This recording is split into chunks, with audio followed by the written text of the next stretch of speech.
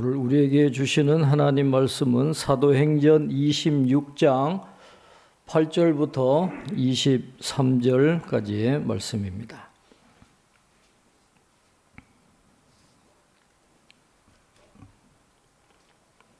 사도행전 26장 8절부터 23절까지 우리 한 절씩 교독하도록 하겠습니다.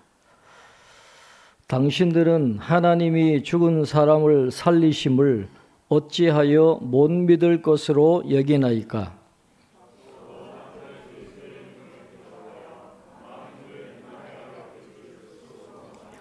예루살렘에서 이런 일을 행하여 대제사장들에게서 권한을 받아 가지고 많은 성도를 옥에 가두며 또 죽일 때에 내가 찬성 투표를 하였고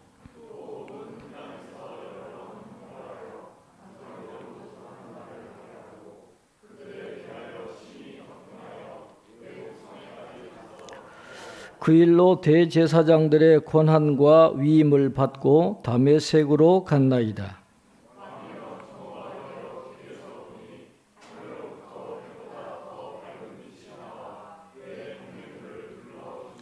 우리가 다 땅에 엎드러짐에 내가 소리를 들으니 히브리 말로 이르되 사울아 사울아 내가 어찌하여 나를 박해하느냐 가시체를 뒷발질하기가 내게 고생이니라.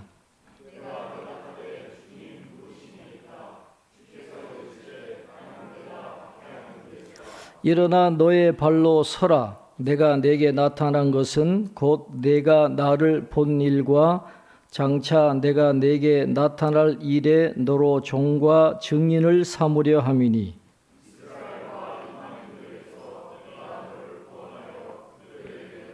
그 눈을 뜨게 하여 어둠에서 빛으로 사탄의 권세에서 하나님께로 돌아오게 하고 죄사함과 나를 믿어 거룩하게 된 무리 가운데서 기업을 얻게 하리라 하더이다.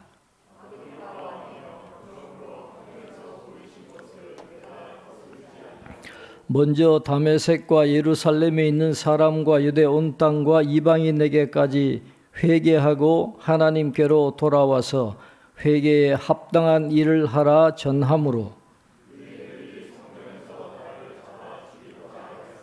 하나님의 도우심을 받아 내가 오늘까지 서서 높고 낮은 사람 앞에서 증언하는 것은 선지자들과 모세가 반드시 되리라고 말한 것 밖에 없으니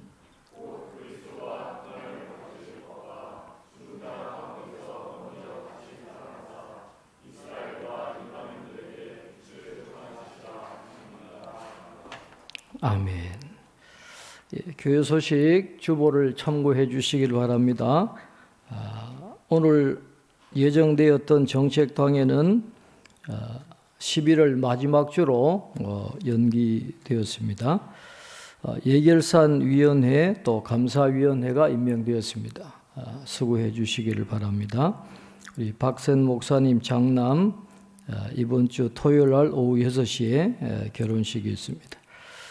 우리 신우철 집사님은 본인이 기도하시면서 오늘 분당 차병원에 입원을 하시고 거기서 검사를 받고 거기서 이끄는 대로 항암 치료를 받겠다. 그래서 오늘 입원하실 예정입니다. 앞으로 치료 과정을 여러분 위해서 기도해 주시기를 바라고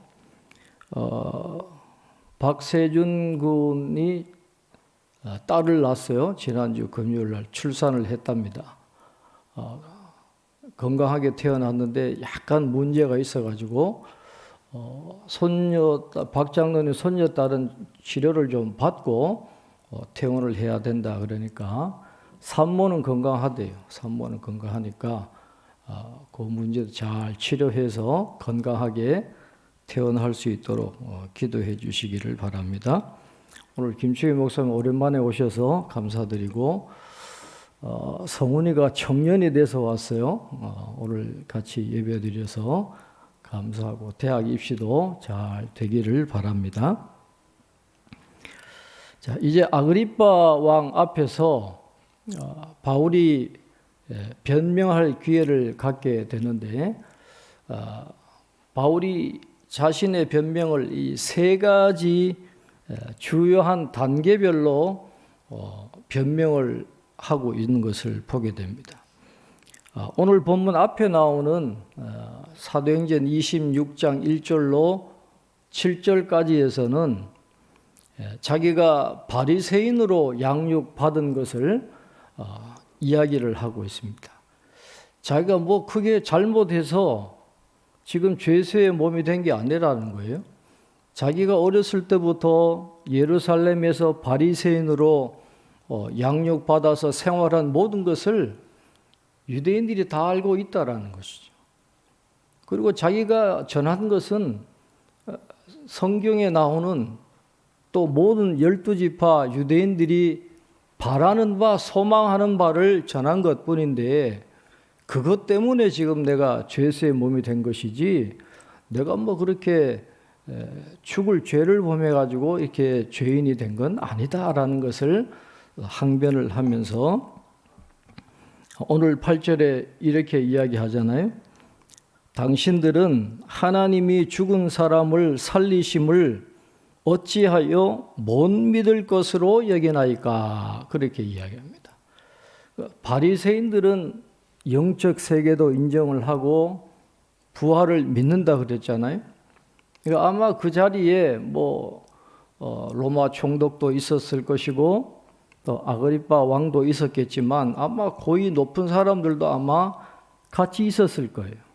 아마 그곳에 바리새인이 있었다면 사도 바울의 말을 인정했을 겁니다. 부활을 인정했을까.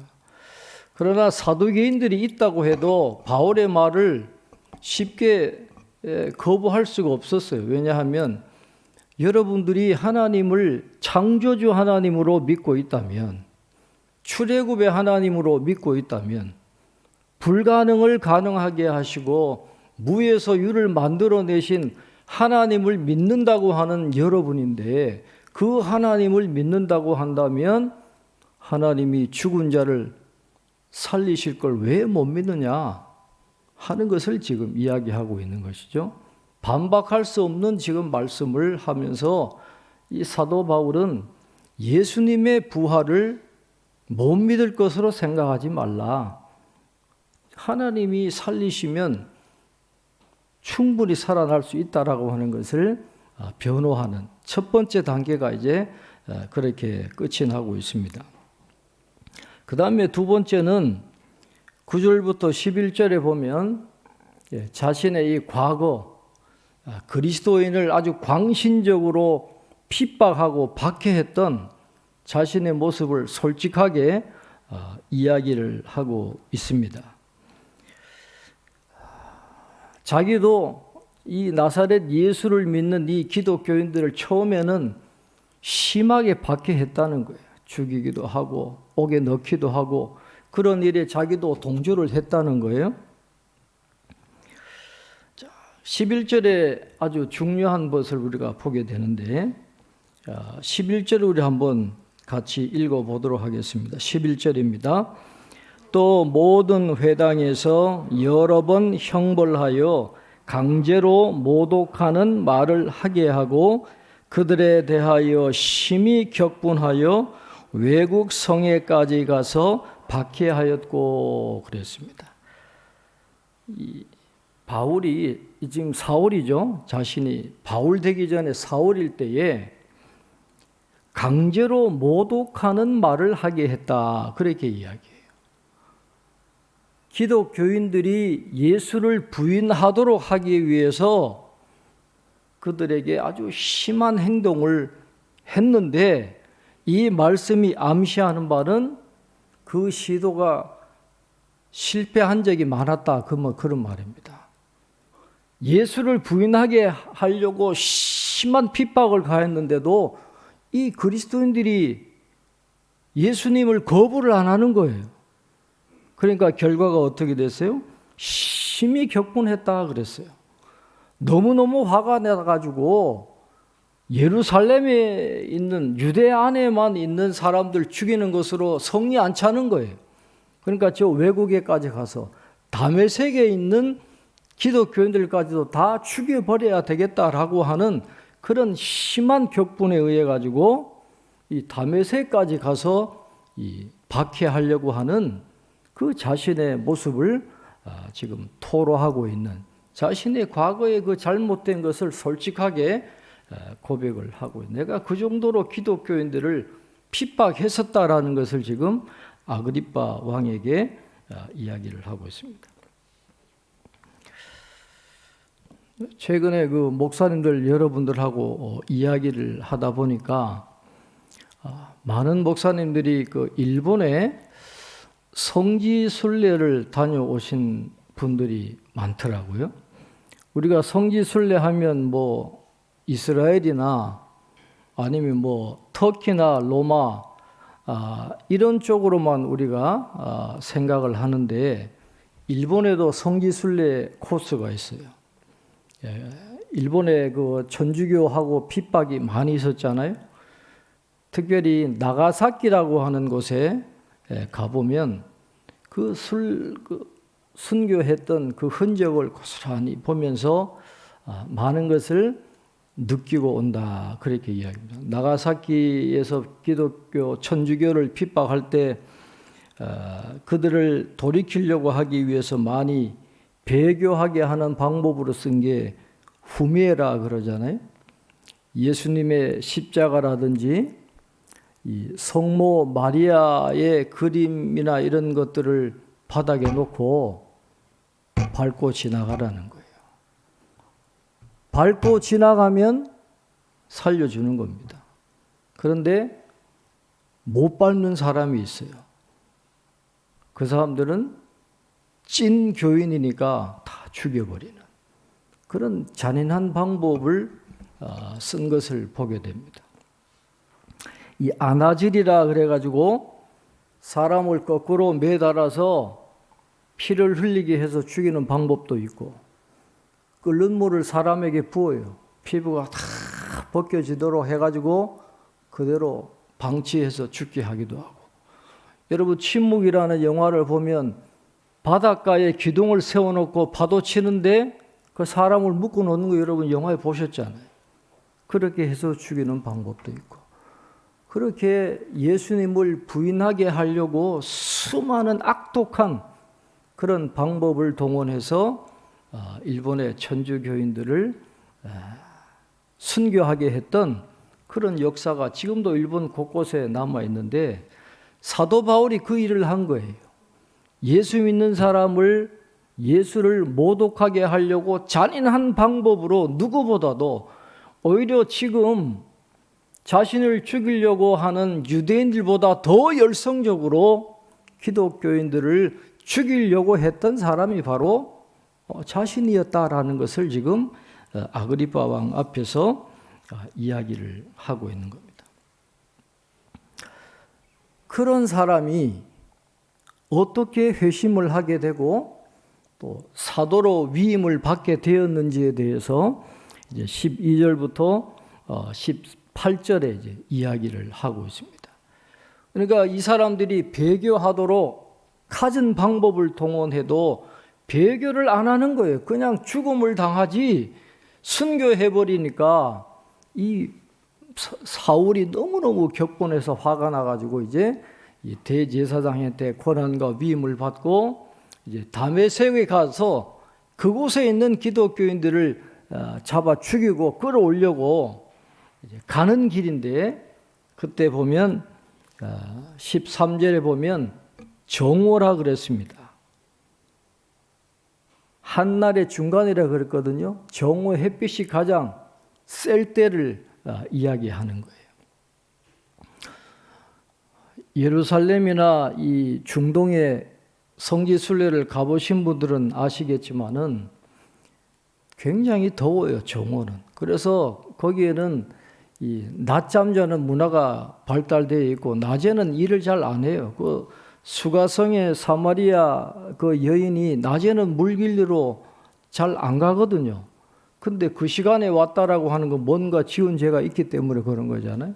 그러니까 낮에는 별로 일을 안 하는데 그런 시간에도 이 사람들을 이끌고 다메섹으로 올라갔을 정도니까 이 기독교인들을 죽여야 되겠다라고 하는 이 열정이 굉장히 컸던 사람이 바로 사울이었다라는 것을 우리가 볼 수 있는데, 바로 그때에 밝은 빛이 보이고 주님의 음성을 듣게 되었다라고 이야기를 하고 있습니다. 주님이 말씀하시는 것입니다. 사울아 사울아, 14절에 보면 내가 어찌하여 나를 박해하느냐, 가시채를 뒷발질하기가 내게 고생이니라. 내가 왜 나를 그렇게 박해하느냐. 그런데 그런 사울을 주님이 굉장히 안쓰럽게 말씀하시는 거예요. 가시채를 뒷발질하기가 내게 고생이니라. 이 가시채를 뒷받칠하기가 내게 고생이라는 말은 이 당시에 유행하던 속담이에요. 그리스 문학이라든지 로마 시대의 문학에 자주 나오는 그런 속담인데, 그 의미는 신을 대적하는 행동이 어리석고 무모하고 불가능하다라는 것을 이야기합니다. 인간이 신의 뜻을 돌이킬 수 없다는 거예요. 신의 뜻에 저항할 수 없다라고 하는 그 표현을 가시채를 뒷발질하기가 내게 고생이다 하는 이 말 속에 들어있는데, 이 말을 통해서 지금 주님이 말씀하고자 하시는 것은 사울을 팔팔하고 고집센 황소에 비유를 하는 거예요. 가시채를 뒷받침한다. 주인의 말 듣지도 않고 막대기 채찍을 쳐도 가지 않는 고집 부리는 그 황소가 바로 사울이에요.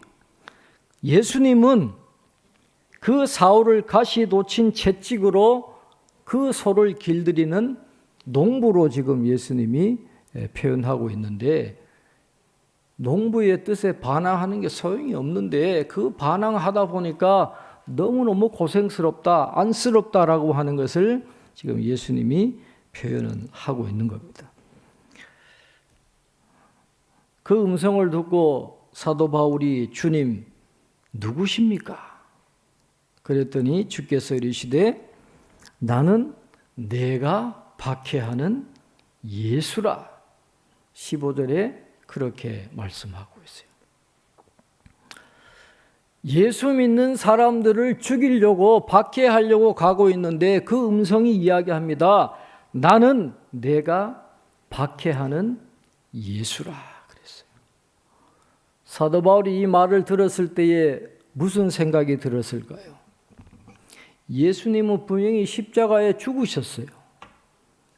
그런데 나는 내가 박해하는 예수라 하는 이 말씀을 듣고 사도 바울은 뭘 깨달았을까요? 죽었던 주님이 다시 살아나신 거구나. 부활하신 주님을 생각하게 된 거예요. 그리고 그 예수님이 그 박해당하는 기독교인들을 바로 자신과 동일시하는 그런 모습을 보면서 이 기독교인들은 단순한 사람이 아니라 주님이, 부활하신 주님이 사랑하는 자녀와 같은 그런 귀한 존재들이구나 하는 것을 바울이 그때 깨닫게 되었다라는 것이죠. 부활하신 주님을 만나면서 놀라운 변화가 시작되게 되는 것이죠. 자, 우리 16절 한번 우리 같이 읽어보겠습니다. 자, 16절 주님이 뭐라고 말씀하십니까? 16절 우리 같이 읽겠습니다. 일어나 너의 발로 서라. 내가 내게 나타난 것은 곧 내가 나를 본 일과 장차 내가 내게 나타날 일에 너로 종과 증인을 삼으려 함이니. 그렇게 말씀하고 있습니다. 일어나 너의 발로 서라. 예수님이 사울에게 말씀하시는 거예요. 일어나 너의 발로 서라. 이 말씀은 구약시대에 하나님이 선지자들을 부르실 때 하셨던 그 말씀이에요. 이사야를 부르시고 예레미야를 부르셨을 때 바로 이 말씀을 가지고 그 선지자를 세웠거든요. 에스겔 2장 1절에 보면 이렇게 말씀합니다. 에스겔 2장 1절에 그가 내게 이르시되 인자야 내 발로 일어서라 내가 네게 말하리라 하시며 그랬어요. 에스겔에게 일어서라고 말씀하셨어요.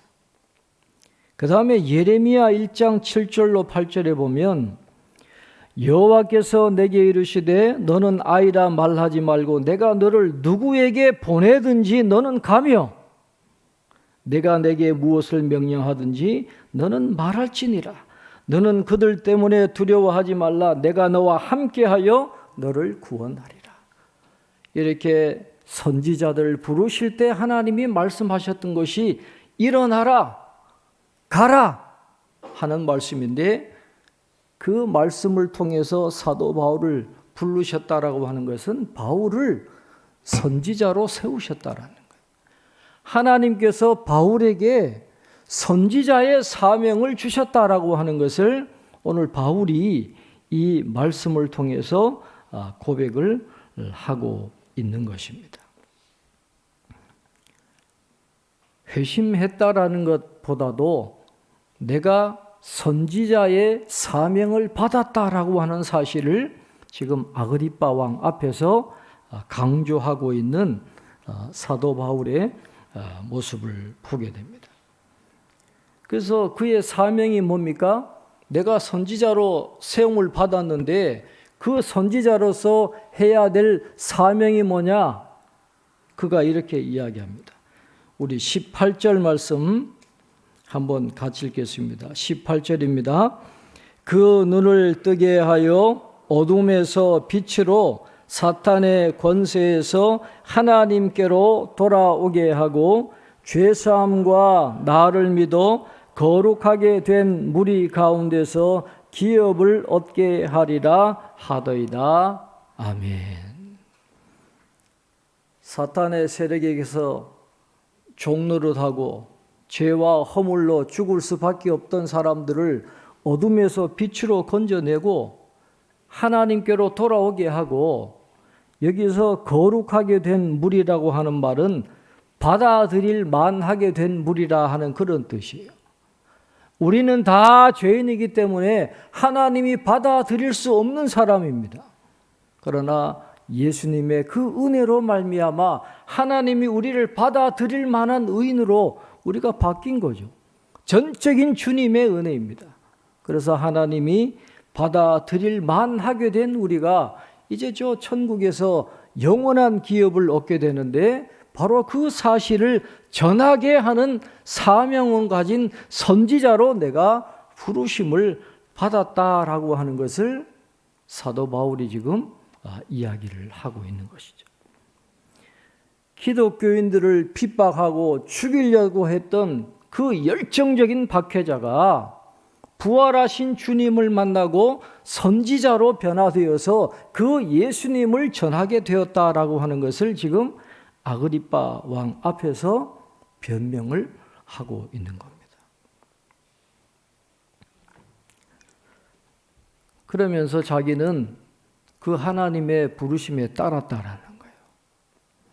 오늘 19절에 보니까 아그리빠 왕이여 그러므로 하늘에서 보이신 것을 내가 거스르지 아니하고 그랬어요. 사울이 바울 되어 가지고 복음을 전하면 앞으로 어떤 일이 일어날지 뻔히 보이잖아요. 유대인들이 다스리던 유대인들 세계에서 할례와 율법과 성전이 전부라고 생각했던 유대인들에게 예수 믿어야 구원받게 된다. 할례가 중요한 게 아니다. 성전이 중요한 게 아니다. 예수님을 믿어야 된다. 그 복음을 전했을 때 그가 당해야 되는 수많은 어려움이 왜 몰랐겠어요? 사도 바울은 대단한 사람입니다. 유대 사회에서는 최고의 그런 기득권을 다 가진 사람이에요. 로마 시민권도 갖고 있죠. 가말리알 문화에서 공부를 한 최고의 엘리트예요.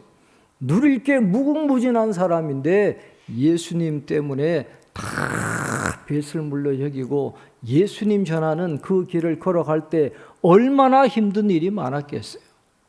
그러나 자기는 거스르지 아니했다 그랬어요. 사명에 순종하면서 그 모든 자기가 당해야 될 대가를 다 치르겠다라고 결단하고 선지자의 길을 걸어갔다. 그렇게 이야기를 하고 있습니다. 그래서 유대인뿐만 아니잖아요. 이방인들에게도 가가지고 회개하시오. 하나님께로 돌아가시고 회개에 합당한 일을 하라. 성령의 열매를 맺어라. 그렇게 외치는 선지자의 사명을 충실하게 했다는 거예요. 자기가 죽일 죄를 범한 죄인이 아니다라는 말이죠. 하나님의 부르심을 받아서 선지자의 사명을 가지고 복음을 전하는 게 단데 유대인들이 나를 잡아 죽이고자 해가지고 내가 여러 어려움을 겪었지만 그러나 하나님이 나를 지켜주셨다는 거예요. 나로 지금까지 살게 하셔서 내가 지금 여러분 앞에 서서 또 높은 사람뿐만 아니라 낮은 사람 누구라도 이방인이나 유대인이나 누구라도 회개하고 하나님께로 돌아오기를 예수 믿고 구원받기를 증거했다라고 하는 것을 오늘 본문은 우리에게 가르쳐 주고 있습니다. 그러면서 마지막 23절에 보면 자기가 전한 복음을 이야기합니다. 오늘 우리 23절 한번 같이 읽겠습니다. 우리 23절입니다. 곧 그리스도가 고난을 받으실 것과 죽은 자 가운데서 먼저 다시 살아나사 이스라엘과 이방인들에게 빛을 전하시리라 하매니이다 하니라. 예수님의 죽음과 예수님의 부활, 이걸 선포하는 그 사명을 감당했다. 그렇게 말씀을 하고 있습니다. 예수님이 빛이시고 예수님이 우리의 희망이십니다. 어둠을 밝게 하는 것 사람의 힘으로 되는 게 아니에요. 우리 인생 가운데, 우리 사회 가운데, 이 나라와 이 민족과 이 세계 가운데 어둠을 빛으로 만드실 수 있는, 변화시킬 수 있는 가장 근원적인 부분은 누구냐? 예수님밖에 없다라는 것을 다시 한번 우리가 확인하게 되는 것입니다. 정권이 바뀌면 모든 문제가 해결될 것처럼 생각하고 열광을 했지만은 여러분, 정권 바뀐다고 되는 게 아니잖아요. 제가 보니까 그 나물에 그 밥인 것 같아요.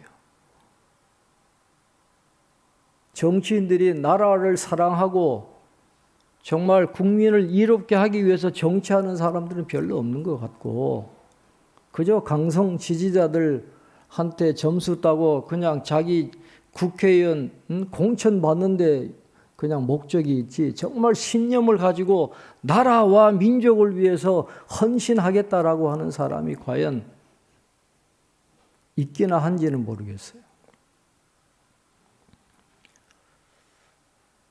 복음만이 우리를 변화시키고 어둠을 빛으로 바꿀 수 있는 것입니다. 여러분, 교회가 지금 많이 욕을 먹고 있지만 그래도 희망은 교회밖에 없어요. 교회가 희망이고 교회가 사도 바울처럼 종과 증인의 사명을 다할 때 거기에 희망이 있는 것입니다. 우리 인생도 마찬가지예요. 주님이 함께 하시고 주님이 임하실 때 거기에 변화가 일어나고 기적이 일어나고 역사가 일어나는 것이지 사람 받겠다고 되는 게 아닙니다. 사도 바울은 그 일을 위해서 부르심 받았는데 모든 것 다 내려놓고 일평생 그 주님 전하는 일에 최선을 다하면서 살아갔던 것을 오늘 우리에게 보여주고 있습니다. 우리 기도했으면 좋겠어요. 오늘 우리가 우리의 삶의 자리에서 종과 증인의 사명을 감당하기를 원합니다. 하는 그런 기도를 드렸으면 좋겠고, 우리 한국교회가 종과 증인의 사명을 감당함으로 이 사회에 희망이 되었으면 좋겠다 하는 그런 기도를 함께 드리시고, 주님이 임하셔야, 주님이 함께 하셔야 어둠이 빛으로 바뀔 수 있는데 우리가 지금 기도할 게 많잖아요. 그러니까 우리의 삶 속에 주님이 역사하셔서 놀라운 은혜를 경험하게 해달라고 함께 기도했으면 좋겠습니다.